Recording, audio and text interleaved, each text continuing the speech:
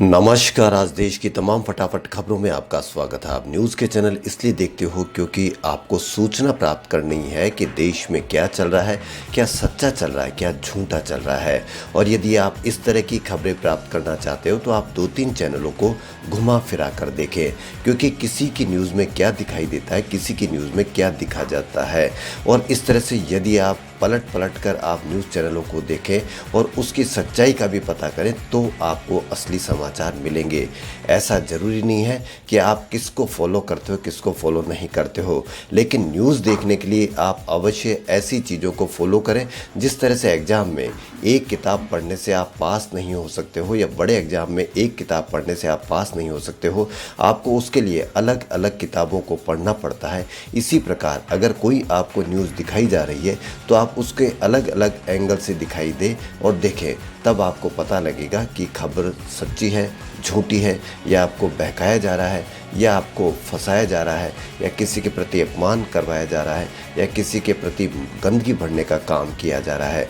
तो ऐसे चैनलों को बढ़ावा दें जिनमें सच्ची खबरें हो, वरना आप ऐसी समस्याओं का निदान नहीं पा सकेंगे जो आपने भुगती हो या भुगत रहे हो।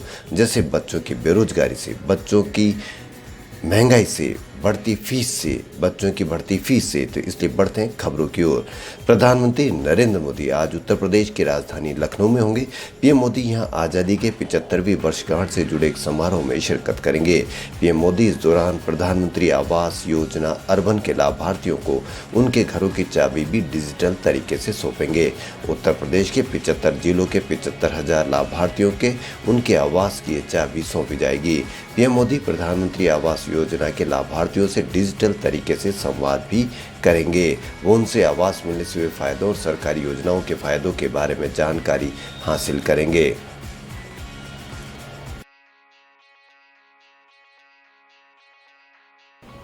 मुंबई में क्रूज पर ड्रग्स पार्टी मामले में शाहरुख खान के बेटे आर्यन खान को जमानत नहीं मिली है। ड्रग्स पार्टी मामले में आर्यन खान का नाम आने के बाद से मामला लगातार सुर्खियों में बना हुआ है। वहीं कांग्रेस नेता शशि थरूर ने मीडिया में चल रही चर्चाओं के बीच सोमवार को शाहरुख और उनके परिवार के साथ सहानुभूति व्यक्त की। साथ ही आर्यन खान की गिरफ्तारी को लेकर किंग खान का मजाक उड़ाने वालों की तीखी निंदा भी की है। Anti drugs agency narcotics control bureau ने मुंबई के तट पर क्रूज में हो रही पार्टी में छापेमारी के बाद रविवार को आर्यन खान और 7 अन्य लोगों को गिरफ्तार किया गया था। मुंबई की एक अदालत ने आर्यन खान को सोमवार को जमानत देने से इनकार करते हुए गुरुवार तक एनसीबी की कस्टडी में भेजा है।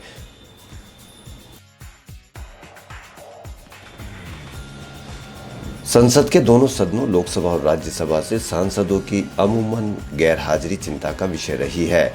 जानकारी मिली है कि राज्यसभा के अंतिम 7 सत्रों की बात करें तो सिर्फ एक सांसद ही ऐसे रहे हैं जिसकी हाजिरी 100% थी, यानी वो एक भी दिन अनुपस्थिति नहीं रहे।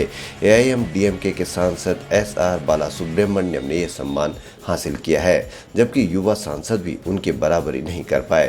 राज्यसभा के औसतन 78% सांसद ही रोजाना कार्रवाई के दौरान उपस्थित होते हैं।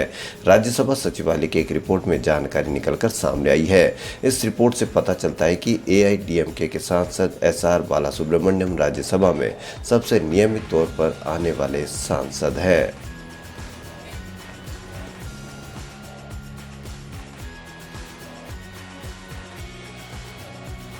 लखीमपुर खीरी में किसानों और प्रशासन के बीच समझौते के बाद सड़क पर रखे किसानों के शव हटाकर आंदोलन खत्म कर दिया गया है। सरकार ने हर मरने वाले किसान के परिवारों को 45 लाख रुपए और घायलों को 10 लाख रुपए की मदद करने और मामले की न्यायिक जांच का वादा किया। किसानों ने चेतावनी दी कि वह 1 महीने के अंदर आरोपियों की गिरफ्तारी नहीं हुई तो वे दोबारा सड़कों पर उतरेंगे। हिंसा उस समय भड़की जब विरोध प्रदर्शन कर रहे किसानों के एक ग्रुप में टिकोनिया में केंद्रीय मंत्री अजय कुमार मिश्रा और यूपी के उप मुख्यमंत्री केशव प्रसाद मौर्य को रोकने की कोशिश की गई। प्रदर्शनकारी किसान केंद्रीय मंत्री मिश्रा के हाल के एक भाषण से बेहद नाराज थे। किसानों का दावा है कि मंत्री के काफिले के कार का प्रदर्शनकारियों पर चढ़ने के बाद हिंसा भड़की।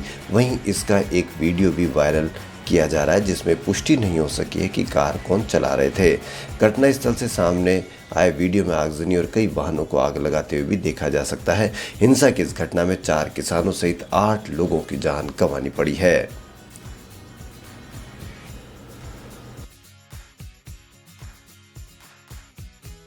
Social media platform WhatsApp, Instagram और फेसबुक सोमवार को दुनिया के विभिन्न हिस्सों में ठप पड़ गए। इसके कारण यूजर्स को काफ़ी परेशानी का सामना करना पड़ा। सोमवार शाम को विभिन्न रिपोर्ट्स में जानकारी दी गई। फेसबुक वेबसाइट के मैसेज में लिखा गया था कि माफ़ कीजिए, कुछ गलत हो गया है, हम इस पर काम कर रहे हैं और जितनी जल्दी संभव हो सकेगा इसे दुरुस्त कर देंगे की तरफ से ट्वीट कर कहा गया कि हम जानते हैं कि कुछ हमारे ऐप्स और उत्पाद तक पहुंचने में दिक्कतों का सामना करना पड़ रहा है। हम चीज़ों को जल्द से जल्द सामान्य करने के लिए काम कर रहे हैं। आपको ही किसी भी असुविधा के लिए हमें खेद है। वह इंस्टाग्राम ने भी अपने आधिकारिक हैंडल के जरिए ऐसा ही संदेश जारी किया। इसमें कहा गया कि इंस्टाग्राम और उसके यूजर्स के लिए भी थोड़ा कठिन समय है और आपको इस उपयोग करने में समस्या हो रही होगी। हम इस पर काम कर रहे हैं। #Instagram down.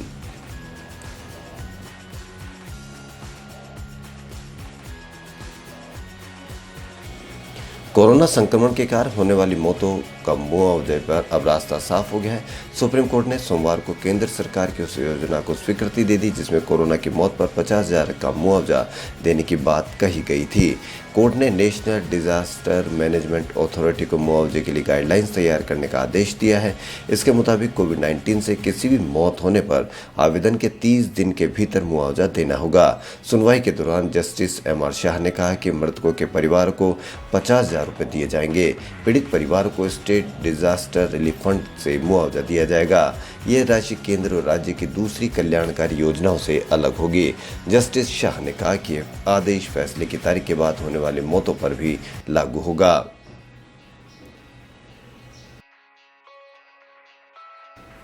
उत्तर प्रदेश के लखीमपुर खीरी जाते समय उत्तर प्रदेश पुलिस ने कांग्रेस महासचिव प्रियंका गांधी को हिरासत में ले लिया था।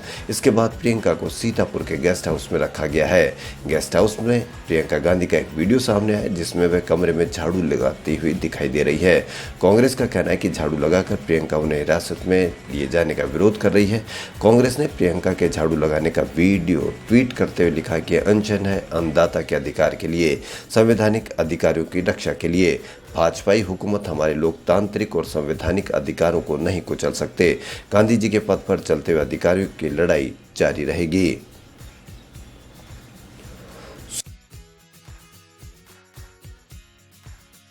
सुपरस्टार शाहरुख खान के बेटे आर्यन खान को ड्रग्स केस में अरेस्ट किया गया है। दरअसल शनिवार शाम को एनसीबी ने मुंबई से गोवा जा रहे क्रूज में चल रही हाई प्रोफाइल रेव पार्टी में छापा मारा गया था जिसमें आर्यन खान भी शामिल थे। आर्यन को शनिवार शाम को पूछताछ के लिए हिरासत में लिया गया था। 22 घंटे तक चली पूछताछ के बाद उन्हें मेडिकल टेस्ट के बाद गिरफ्तार कर लिया गया है। स्टार किड की जमानत पर सुनवाई दोपहर में हुई। इन्वेस्टिगेशन और कोर्ट प्रोसीडिंग के बीच शाहरुख के फैंस ने ट्विटर पर #WeStandWithSRK ट्रेंड करके एक्टर और उनकी फैमिली के लिए अपना सपोर्ट दिखाया है। खबरों फिलहाल इतना ही। यदि आपको हमारा चैनल पसंद आए तो लाइक, सब्सक्राइब और शेयर अवश्य करें। धन्यवाद।